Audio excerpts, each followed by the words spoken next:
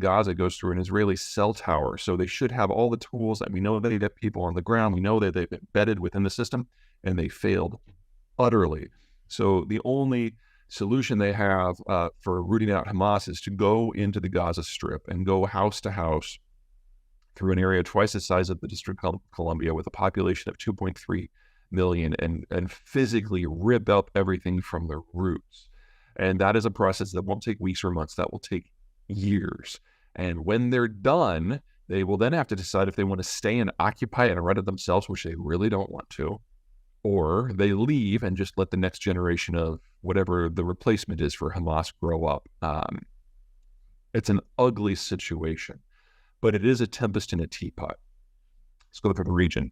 The only country aside from Israel that Gaza borders is Egypt. And people forget that the Egyptians controlled the territory from 1949 to 1973 and hated it.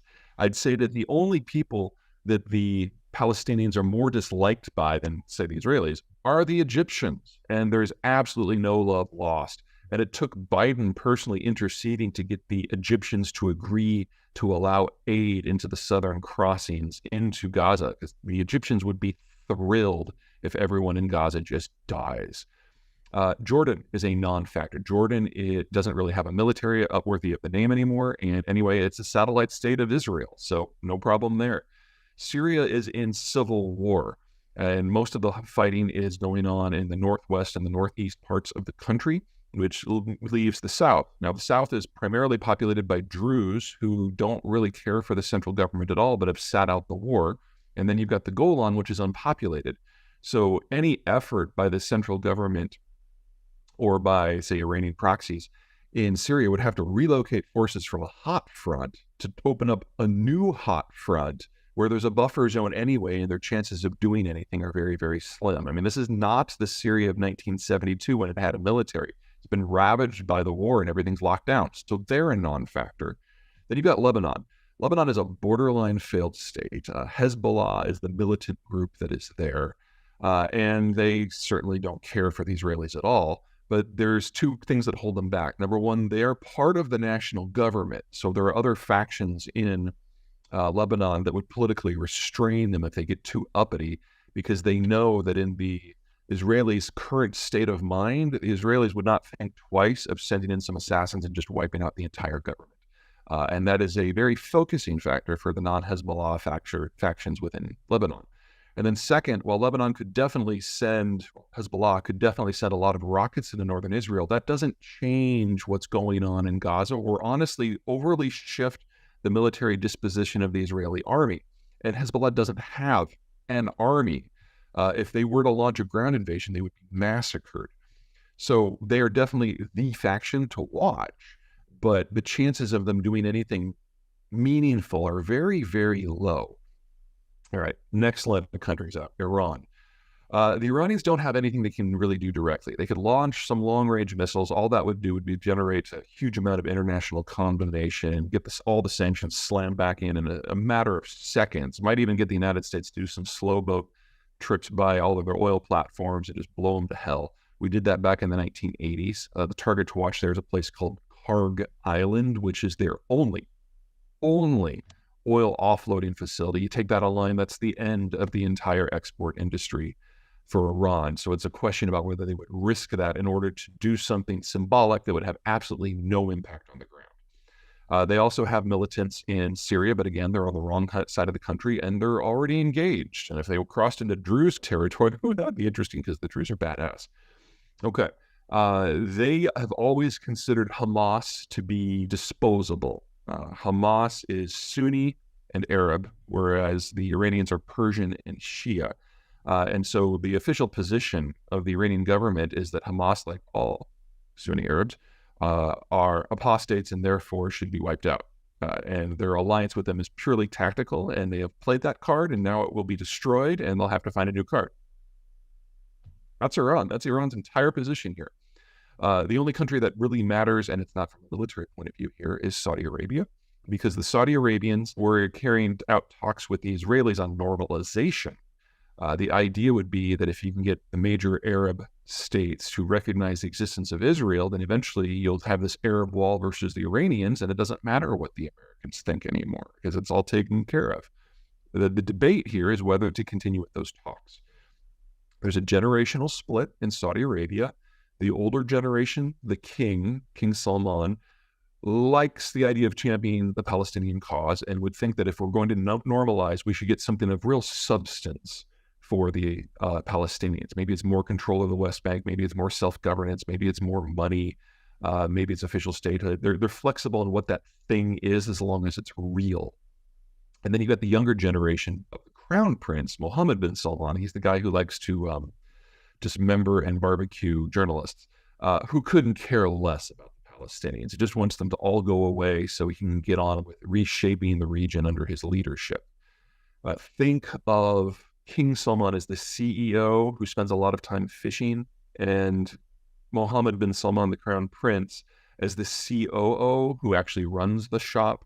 And we're going to find out in the next month who actually is the major decision maker based on how this decision vis-a-vis Israel goes.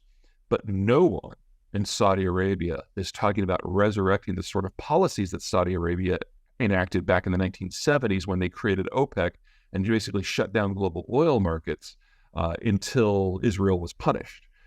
That's not even on the docket right now. So their discussion is relevant, but not from a war point of view. Okay, that's everybody in the region. Let's go out. Again, start with the United States. We are not going to be putting boots on the ground in Gaza or Israel in order to fight this conflict or help the Israelis with the cleansing operations. That has never been something the U.S. has ever considered in any age, in any war in this region, or any war that involves Israel in this region. Sorry, very important detail. What we will do is help them with intelligence and equipment and munitions. And what we will do is attempt to locate our own people.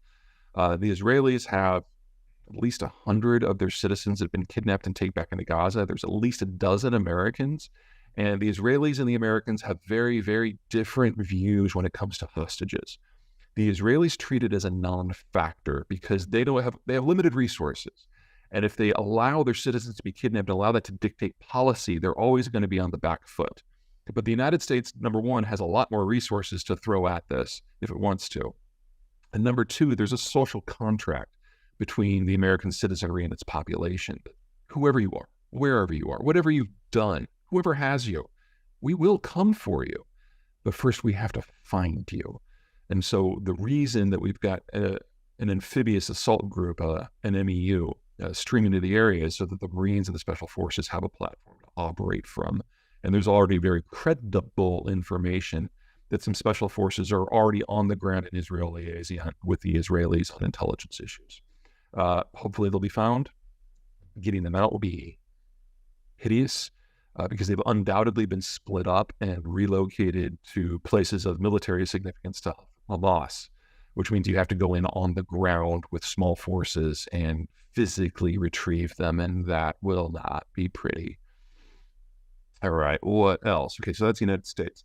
Let's talk China. China can't deploy ground forces past Singapore. I mean, their Navy just doesn't have range.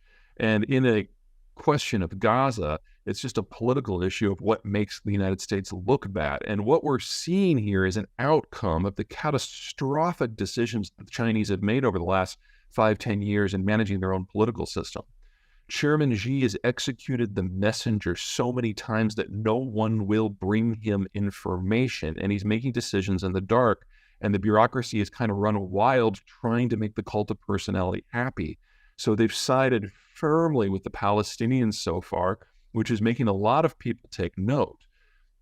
Under normal circumstances, I would say that the Chinese have no interest in partnering with Iran because they're the world's largest oil importer, and the Saudis are the world's largest oil exporter. And so they would sell out the Iranians in a heartbeat if it meant they could get a better deal with the Saudis over the long run.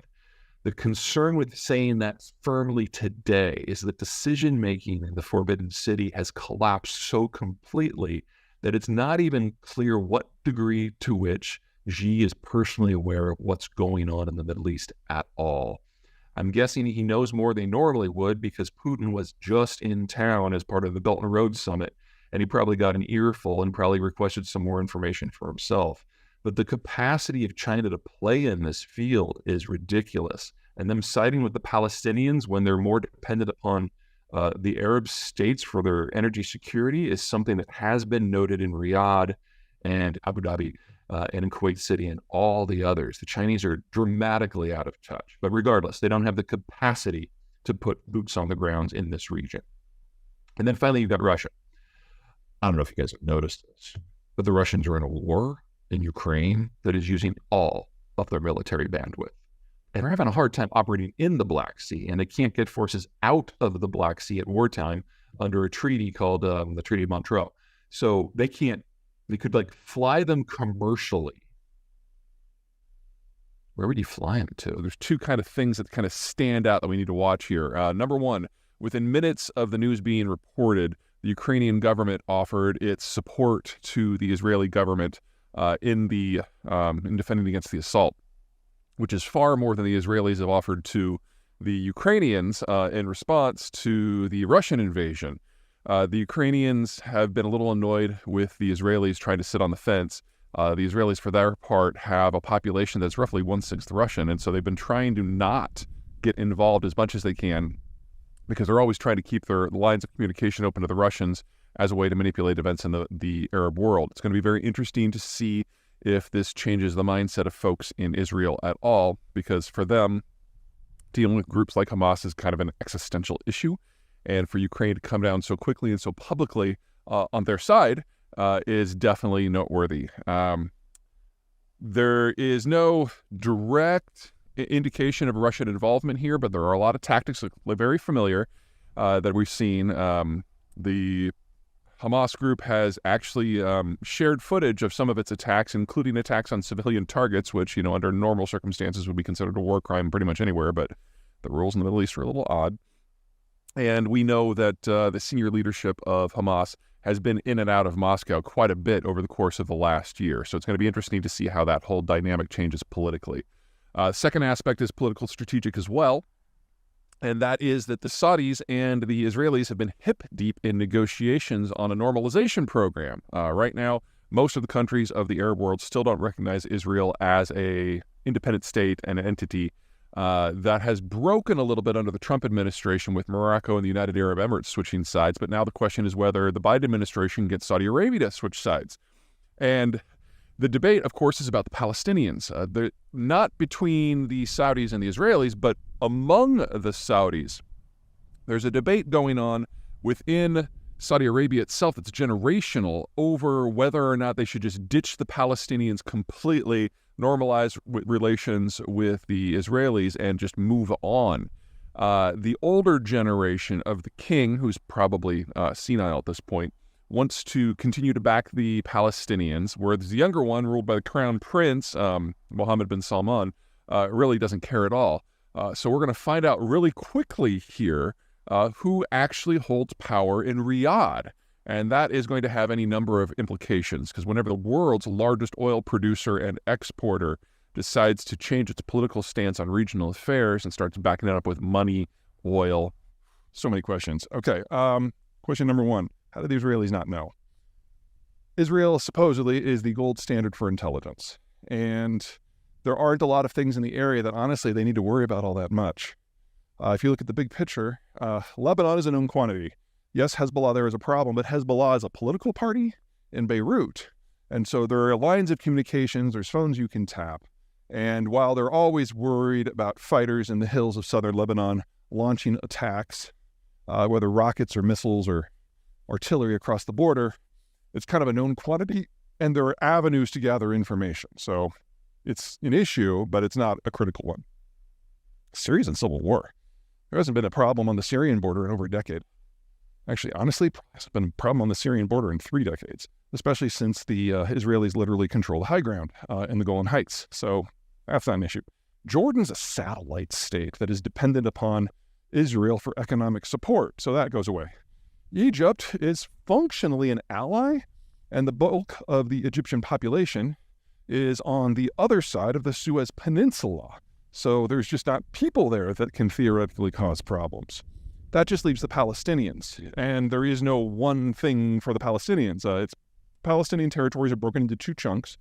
The first one is on the west bank of the Jordan River in kind of a crescent around Jerusalem. And here you've got the PLO, who is basically calling the shots. And while the relations between the Israelis and the PLO are Palestinian Liberation Organization, for those of you who don't drink the Kool-Aid, while relations aren't ever good, it is a semi-functional local government, and there are relations, and that means there's ways to monitor what's going on. And so that area has been relatively quiet. And then there's Gaza, where Hamas took over, it's been about 15 years now. Gaza is basically an open-air prison that houses 3 million people. It's about twice the size of the District of Columbia. So it is one of the most densely populated places on Earth, heavily industrialized lifestyle, but no industrial inputs. All the food, well, 90% of the food, 90% of the energy is imported, along with all the liquid fuels. So to think that this zone could create a industrial power that could challenge Israel is, of course, laughable. But to think that people living in a prison camp, knowing that the height that they could aspire to be mayor of the prison, that's as good as it gets. You can understand why some less than savory ideologies might bubble up and why people might think that the situation is hopeless, so when I go kill a bunch of people. I don't mean that as justification, just as explanation. Anyway, this is the one thing that the Israelis have always been obsessed about. That's where all of their microphones are pointed. And so the fact that they missed this is just mind-boggling, because there were hundreds of fighters involved, dozens of vehicles using 6 different transport options, and the Israelis missed it all, which leads into the second point. In Israel, there will be political connotations here, and it will lead to the fall of the Israeli government. Now, the Israeli government was never particularly popular, and so they're enjoying, at the moment, a bit of a rally around the flag moment. And Netanyahu was smart and reached out to all the opposition parties to create a national war council to prosecute the conflict. He really needed to do that. He did do that. But the civilian government underneath that, that's someone that's in trouble. Part of it's demographic. The Israelis have some laws that protect basically people who commit themselves to Judaism.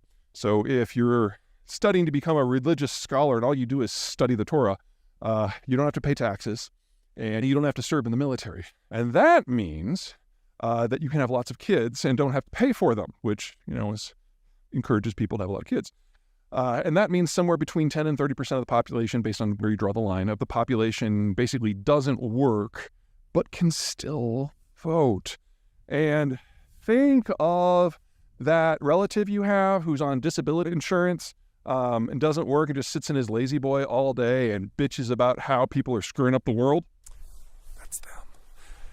And they are a rising demographic because of population growth. They're demographic. And that means that they have been the kingmaker in any number of governments in recent decades. And they are a strong, strong minority within the Israeli system. And there's no way to get rid of that. One of the many, many outcomes of being Jewish in a post-Holocaust world is that you value the opinion and you refuse to silence the voices of anyone within your community. So the political system in Israel, it works on something called proportional representation, where you vote for a party. And if the party gets 10% of the vote, they get 10% of the seats. Normally, if you're going to have a political system like this, you want to have a floor so that the real whack jobs don't get into government. In Israel, there really isn't one functionally because they don't want to silence anyone's voices. So you have this whole rainbow of whack job right-wing parties. Right-wing's probably not the right term. Let's just call them religious fundamentalist parties who are supporting the current government. And they're not very good at what they do because they're coming from a stock of people that doesn't value secular education at all. So here in the United States, we've got Matt Gaetz, the Florida guy, who caused the downfall of Speaker McCarthy and basically made the American Congress non-functional. Take him, take his awesome hair away, and clone him. And that is roughly 40% of the Israeli government right now. People who are absolutely mind-numbingly incompetent, but have very firm ideas on how the world should work. And they're the ones who are now having to explain how they have presided over the greatest intelligence debacle in the world in the last 50 years. That will have consequences. Let's do Iran next. At the moment, there are no smoking guns indicating that Iran is behind this, but I would be shocked if they didn't put their finger on the scale, at least for the timing. Also, considering the various ways that the Hamas fighters launched into Israel that required non-standard supplies, which had to come from the outside, and Iran is the most likely suspect, but really it's about the timing. The Saudis and the Israelis were working on a normalization process that if it would have completed, you would have taken the most powerful country in the Arab world, Saudi Arabia, economically, as well as one of the larger ones, and put it basically in the same bucket for security issues as the Israelis. And that would have triggered a number of other countries to follow suit, including places like Oman and Kuwait. And if that would have happened, basically the Iranians would have been facing a wall-to-wall opposition throughout the entire region. Because remember, the Iranians are Shia and Persian, where most of the region is Sunni and Muslim. Sunni Shia being the two sects of Islam, and Persians and Arabs being the ethnicities. If that had happened, Israel would have been able to basically work through the Arab world to contain the Persians, the Iranians, and it would have been a downhill slide from there, no matter what happens with policy for anyone in the rest of the world. So they had a vested interest in disrupting that. And we will probably find out in a month if it worked or not. There's an argument going on in Saudi Arabia right now about what to do and how much value to ascribe to the Palestinians. There was one pro forma news release that came out a couple days after the attack, and that's been it.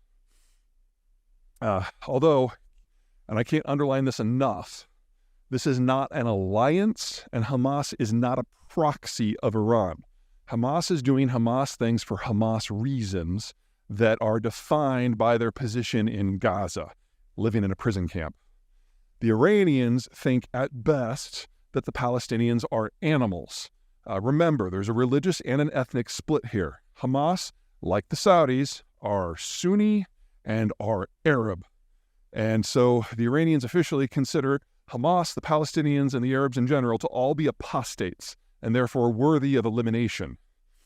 So if there was a deal on the table for the Iranians, from anyone, on anything, like trying to get a discount at Red Lobster, they would sell out Hamas in a heartbeat. And that may well happen, considering everything being up in the air these days, diplomatically, in the region. Okay, fourth thing, what to expect next in the war. It's going to be awful. Hamas is not a unified organization. You know, they're not talking about the Catholic Church here. We're talking about an institution that officially runs the place, but they import all their energy and their food. So they're in charge of a little bit of distribution, and that's about it. Security is managed by dozens of independent factions who pay at most lip service to the central government of the Hamas-led Gazan government. And that means that each faction does their own thing in their own way. And the challenge that the Israelis have always had is figuring out who to hold responsible when one of these groups does something.